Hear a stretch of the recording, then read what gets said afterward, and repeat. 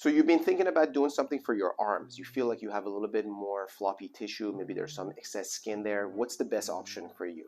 First, considering things that are less invasive, such as liposuction, skin tightening procedure like JPlasma. We want to exhaust those procedures before we get into what we call excisional procedures, where we actually start cutting and basically, removing skin and then sewing the skin back together.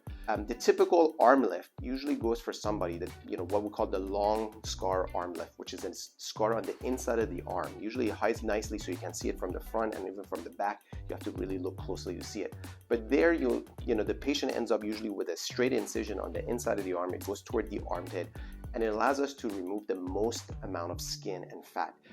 Usually, majority of patients who get that procedure are people who've had massive weight loss, have had significant weight loss, and now have basically loose skin on that area. Those people are probably not going to benefit from liposuction alone.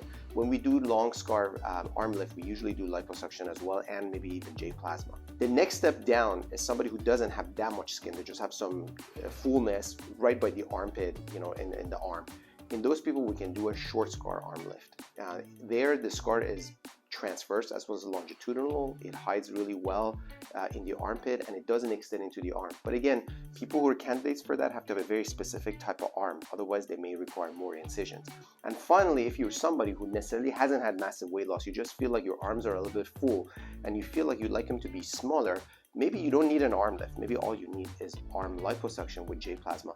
That's always a good first step to start. See how much skin contracture you're going to get. Many times, many people who get this with good care afterwards are able to avoid putting an incision in their arm. So send us your photos, let us know what you think, and we can tell you and make recommendations for you.